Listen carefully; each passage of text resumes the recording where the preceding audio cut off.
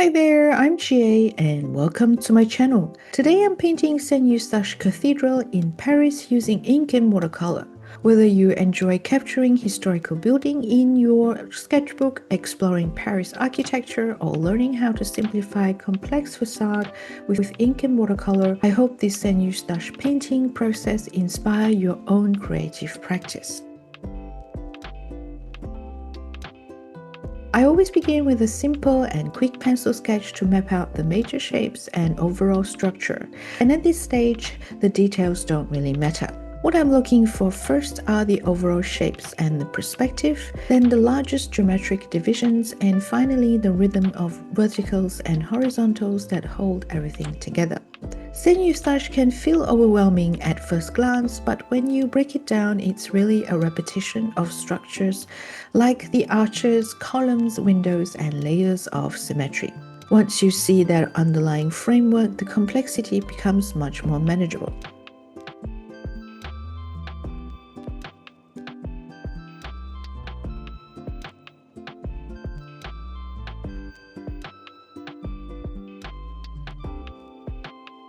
Saint-Eustache Cathedral was built between 1532 and 1632, right during the transition from Gothic to Renaissance architecture in France.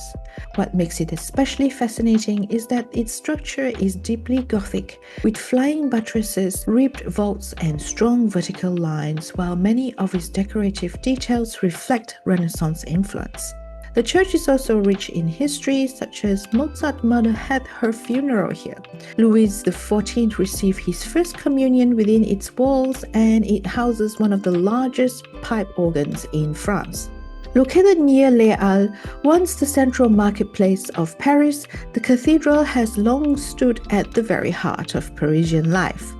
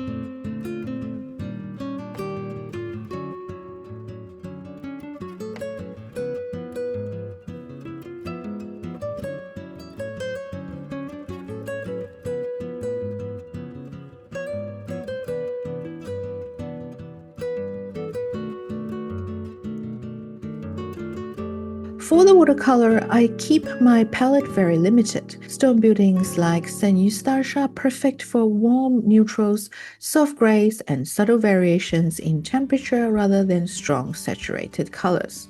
Instead of trying to paint every single stone, I focus on thinking in planes of light, where the sun is hitting the facade, where the recess falls into shadow, and where the structure turns away from the light.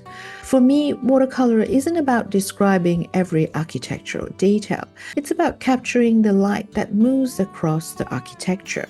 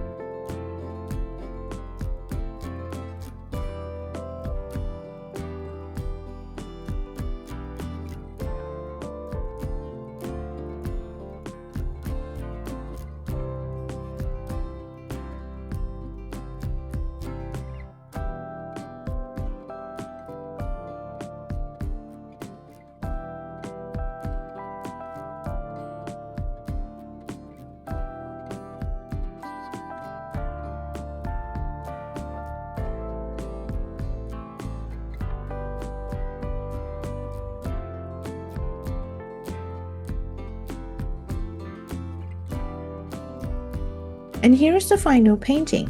If you enjoy ink and watercolor architecture, urban sketching in Paris, or learning how to simplify complex building into manageable drawings, make sure you subscribe so you don't miss out on future content. Thank you for watching today, and I will see you in the next video.